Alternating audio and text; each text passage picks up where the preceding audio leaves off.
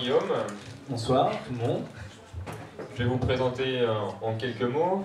Donc vous avez 30 ans, vous êtes né en Bretagne, vous habitez actuellement au Sable d'Olonne. Vous pratiquez la boxe thaï, le muay thai, le kickboxing. Vous êtes en semi-professionnel, vous boxez depuis environ 13 ans, vous avez remporté 26 combats, dont 17 victoires. Vous avez participé à 26 combats, 17 victoires, 3 KO. Et vous jouez en catégorie plume, c'est-à-dire les moins de 60 kg. Vous avez boxé en Turquie, en Italie, vous avez participé à différents championnats, vous avez remporté en 2015 et en 2016 les championnats de France. Voilà, un beau palmarès. Merci beaucoup. Ma première question, c'est qu'est-ce qu'un semi-professionnel? Alors, un semi-pro, en fait déjà, ce qui sépare un pro d'un semi-pro dans la boxe, il y a un round, c'est tout. Il n'y a pas un gros écart. Et après, c'est aussi les primes de combat. En semi-pro, on ne peut pas vivre de la boxe. Déjà, même en pro, ça reste assez compliqué d'en vivre. Déjà, pour cause de blessure, un combat, ça reste très traumatique pour l'organisme. Donc, on peut pas, même quand on est pro, on ne peut pas être sûr de combattre chaque mois en fonction de notre état de santé. Et après, quand on est pro, même si on combat tous les mois, de toute façon, les primes sont bien trop basses pour pouvoir en vivre. Donc, on a le même rythme d'entraînement et la même cadence qu'un pro, mais on est obligé d'avoir un travail à côté pour pouvoir vivre réellement. Qu'est-ce qui vous a amené à ce sport, la boxe? C'est une passion en fait qui m'a été transmise par mon père quand j'étais enfant. Il m'a donné en fait une pile de magazines qu'il avait lui quand il était enfant d'arts martiaux, et donc en fait j'ai tout le temps baigné dans l'univers des sports de combat depuis que je suis enfant. Et puis après en grandissant, voilà, aussi Dragon Ball Z, il y a eu Rambo, il y a eu tous les Schwarzy, tout ça qui m'ont pas mal influencé sur l'idée qu'un homme c'était quelqu'un de fort, de musclé, et puis voilà, d'athlétique. Donc il y a tout un tas de facteurs qui m'ont influencé pour venir jusqu'après dans les sports de combat. On en vient à une petite question choc pour relever le débat. Est-ce que on vous a proposé du dopage ou par exemple des matchs au black dans la rue? Moi, je me suis toujours tenu à l'écart de tout ça. En Vendée, ça va, on est quand même assez épargné par ce genre de choses. Après, c'est vrai que maintenant le dopage, au jour d'aujourd'hui, on commence à en parler de plus en plus. Il y a de plus en plus de détections qui commencent à être faites. Des détections, c'est fait de manière... voilà, on peut être maintenant soumis à des contrôles antidopage de manière inopinée. Et moi je me suis toujours tenu à l'écart de tout ça, mais dans les grandes villes, ouais, je pense que voilà, j'ai eu des échos et on peut vite basculer dans des affaires. Voilà, ça reste un business. Les sports de combat, la violence, tout ça, ça a toujours attiré, pas que le bon. Et voilà, moi, non, j'ai jamais eu de proposition directement, mais je sais que voilà, il faut faire attention et je me tiens à l'écart en tout cas de ces choses-là. Quelle est la particularité de votre boxe? Il y a différents types de boxe, boxe française, boxe thaïlandaise, etc. Et vous, est-ce que vous avez développé une technique particulière au sein de cette boxe? Alors donc moi, ma discipline, c'est la boxe thaïlandaise, donc en fait, on a le droit au poing, au coude, au genou, et après on dit les jambes, mais c'est plus des coups de tibia en fait. Et on a le droit de frapper sur toutes les hauteurs du corps. Le dos est interdit, et on a le droit de projeter l'adversaire au sol, mais une fois qu'il est au sol, on n'a pas le droit de continuer le combat. L'arbitre intervient et on laisse le temps à l'adversaire de se relever pour reprendre le combat debout. Vous avez parlé de coups violents. Est-ce que vous pouvez tuer un homme à main nue et quel effet ça fait? Alors j'ai jamais tué personne, donc l'effet que ça me fait, je sais pas. En tout cas, ouais, j'ai déjà vu, oui, clairement sur le ring que voilà, quand on voit les yeux de l'adversaire qui commencent à devenir blancs parce qu'il a perdu connaissance, ou ouais, clairement dans ces moments-là, on voit qu'on peut tuer un homme à main nue. Ouais. Petite question de quiz. Est-ce que quand vous êtes boxeur, vous êtes seul sur le ring ou vous êtes accompagné? Vrai ou faux? Alors physiquement, ouais, on peut s'en remettre qu'à nous, à notre entraînement, à notre volonté de vouloir performer. Après, du point de vue morale, mentale, non, on est vraiment loin d'être tout seul déjà. Souvent, il y a le club qui se déplace avec nous, on a quand même du soutien, et après, il y a les coachs qui sont juste là dans le coin du ring. Donc, on a toujours une voix, en fait, soit celle du coach, soit les encouragements. Donc, physiquement, ouais, on est tout seul. Après, du point de vue moral, non, on a quand même... Il y a beaucoup de bruit quand on combat. Alors, on n'entend pas tout, mais en tout cas, ce qui est pour nous, de notre côté, ouais, on l'entend. Donc, oui et non, c'est un sport individuel, mais après, c'est vraiment une grosse équipe qui est derrière. Entendu. Suivez-vous un entraînement particulier pour vous développer physiquement, pour acquérir certaines techniques? Donc, ma condition physique, je la travaille tous les jours. Alors après, l'intensité, elle varie, parce que le corps ne peut pas supporter non plus des intensités extrêmes tous les jours. Mais je fais au moins un footing, c'est 10 km par jour. Donc je fais au moins un footing, et après, c'est 2 à 3 heures de musculation, cardio confondu, plus après mes entraînements spécifiques de boxe qui, eux, quoi qu'il arrive, sont de 2 heures, 3 fois par semaine. Donc on va dire que j'ai une moyenne d'entraînement par semaine qui varie de 10 à 15 heures par semaine. Avez-vous quelqu'un qui vous suit particulièrement en tant que semi-professionnel, qui est dédié à vous? Dédié à moi, on ne peut pas dire que ça soit vraiment le cas, mais en tout cas, mes coachs se donnent vraiment en fait, beaucoup de mal pour moi me suivre, pour développer une technique qui m'est propre, en fonction de ma morphologie, en fonction de mes capacités physiques.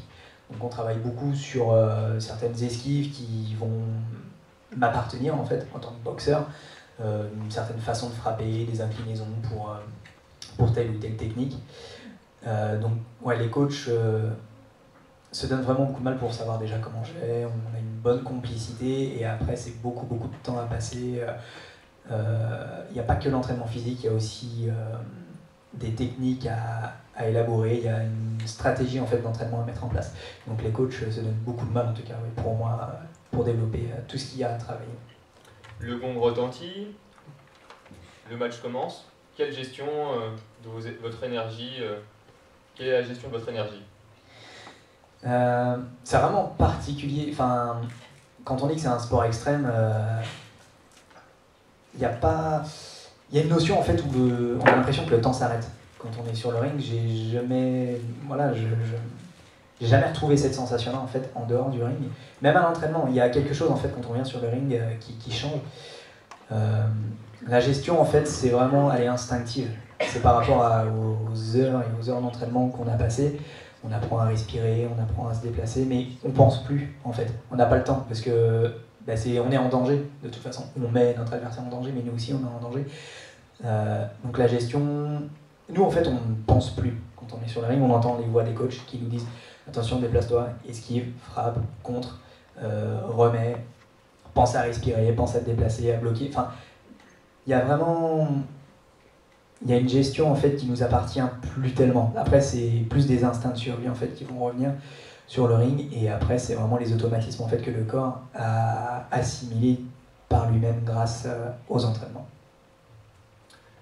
Sur le ring, vous pouvez être blessé, vous pouvez être défait. Comment vous faites pour vous relever face à ces défaites ou ces désappointements? C'est toujours très compliqué quoi qu'il arrive de sortir d'une défaite. Après honnêtement je dirais que ce qui fait le plus mal c'est pas les coups qu'on prend, c'est vraiment la remise en question. Perdre un combat en étant malgré tout certain d'avoir bien combattu, en étant malgré tout certain d'avoir gagné, ça fait mal. Donc après comment on s'en remet, déjà je pense qu'il faut vraiment aimer profondément ce qu'on fait pour aimer et pour avoir envie d'y retourner malgré la douleur et la défaite. Il y a l'entourage qui nous... C'est assez émouvant parce que c'est vrai que même dans les défaites, en fait, il y a des gens qui viennent nous voir et qui nous disent voilà, ce que tu as fait c'est vraiment bien, on a vraiment apprécié. Et puis après, il y a la famille, il y a les gens du club qui viennent nous voir. Je pense que ouais, c'est une source de motivation en fait de voir la compassion des gens, même dans notre défaite. C'est là où on voit les gens en fait qui nous lâchent pas, même quand en fin de compte on n'était pas forcément à la hauteur de leurs attentes entre guillemets. Il y a l'entourage et puis la volonté et puis l'amour de ce qu'on fait de toute façon.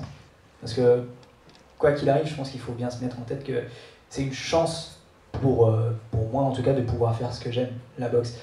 C'est pas donné à tout le monde. Voilà, il y a des gens qui sont dans les hôpitaux, qui sont cloués au lit. Il y a voilà, des pays qui vivent dans une extrême pauvreté, qui n'ont pas la chance de pouvoir juste faire leur passion. Alors, sur le coup, ouais, c'est assez.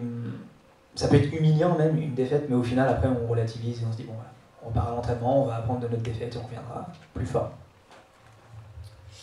Est-ce que c'est l'accomplissement, à travers ce sport, de votre virilité? La virilité.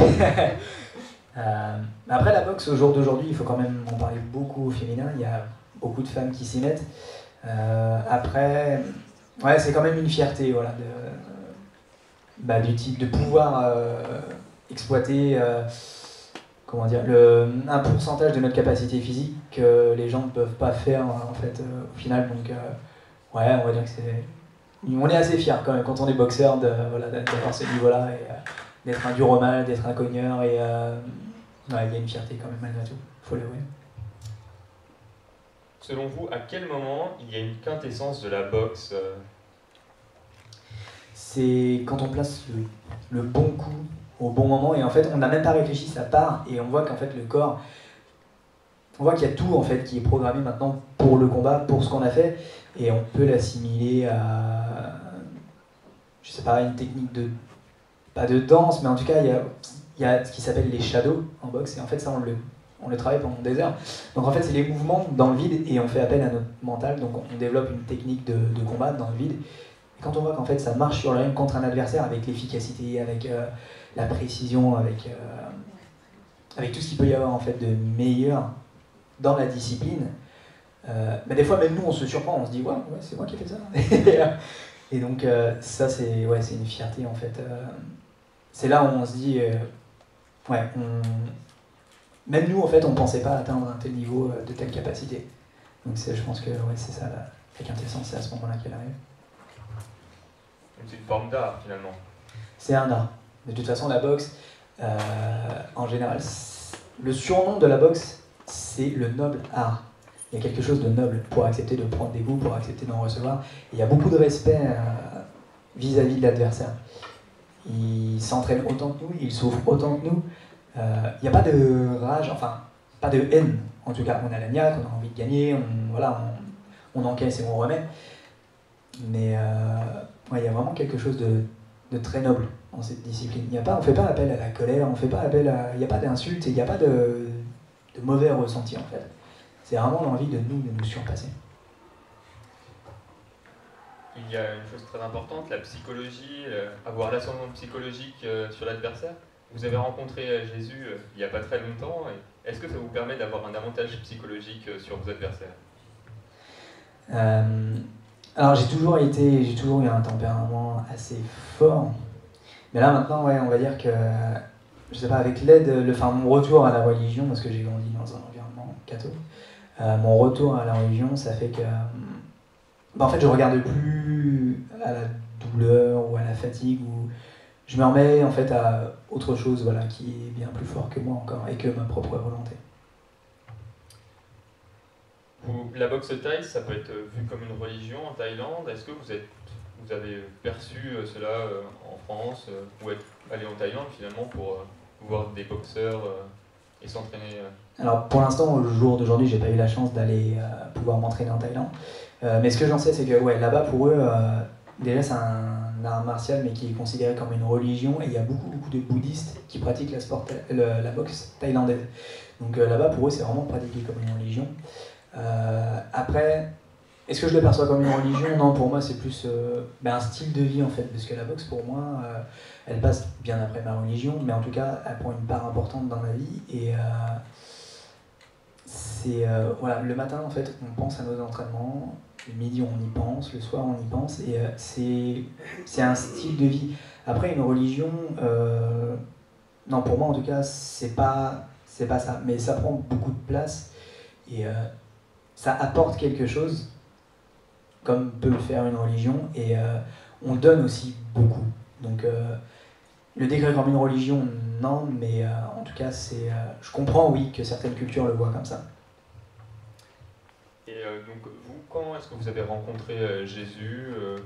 Dans quel milieu exactement vous avez vécu, vous avez parlé, vous avez grandi dans une famille catholique. Est-ce que vous pouvez nous en dire un peu plus? Donc ouais, j'ai grandi dans un environnement catholique, j'ai fait mon catéchisme quand j'étais petit, j'étais à la messe. Avant d'arriver dans l'adolescence, je sais pas pourquoi, j'ai complètement décroché de la religion. J'ai complètement décroché de la religion. Et donc par la suite, j'ai vécu peut-être plus de 10 ans sans plus croire en Dieu et sans plus croire en grand-chose d'ailleurs.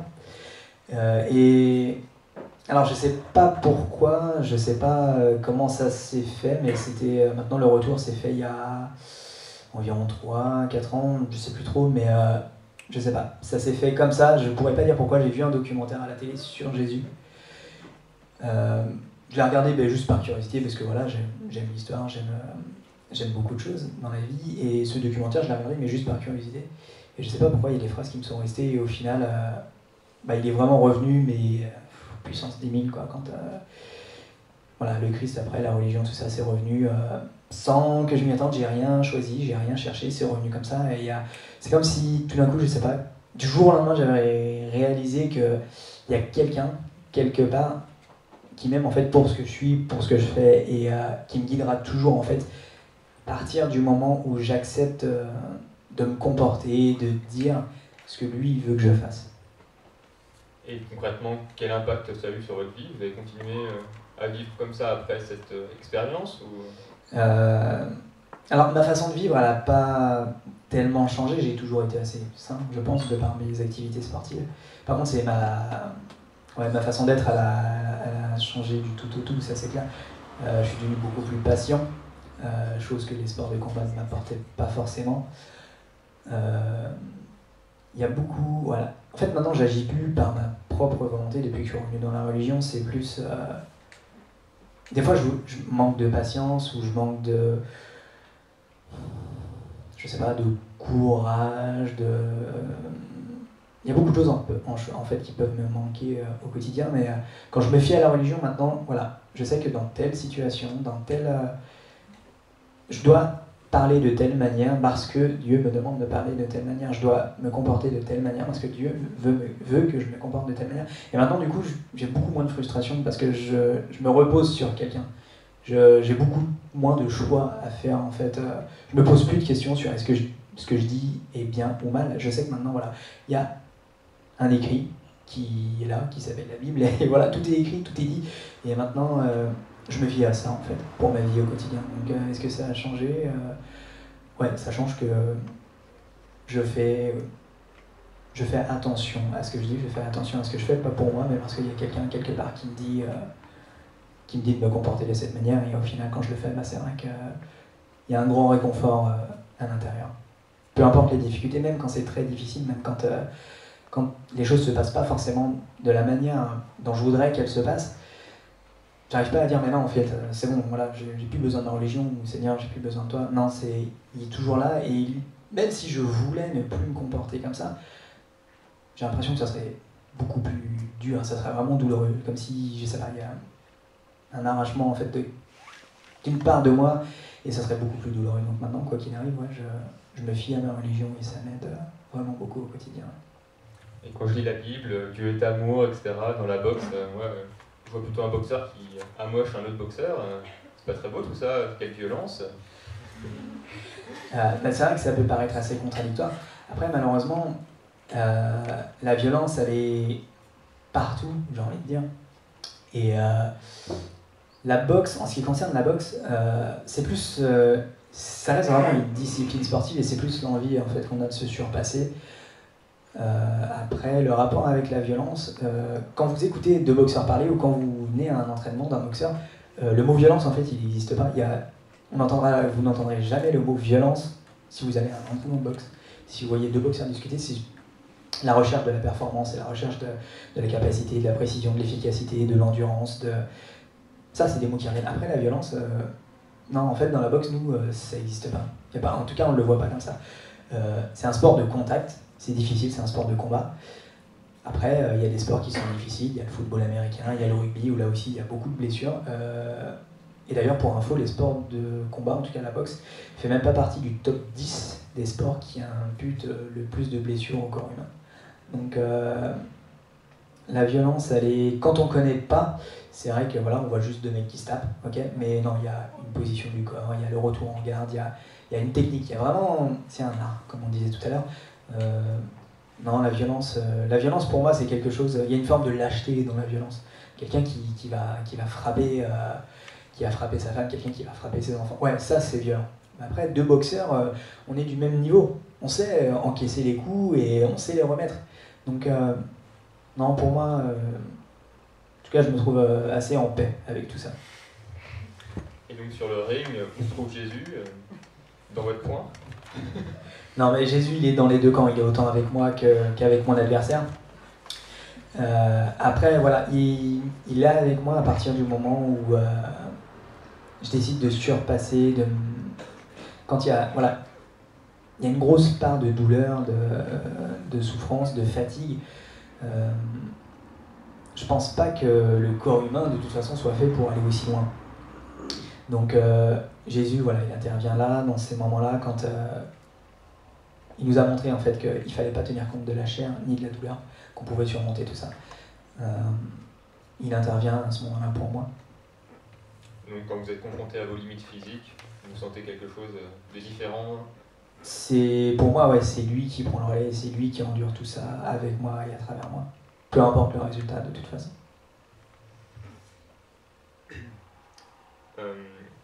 Est-ce que vous êtes un boxeur semi-professionnel? Vous êtes face à un public? Vous avez des coachs, des supporters? Quelle responsabilité vous avez face à eux? La responsabilité qu'on a, c'est déjà d'aller le plus loin possible en fait dans ce qu'on fait,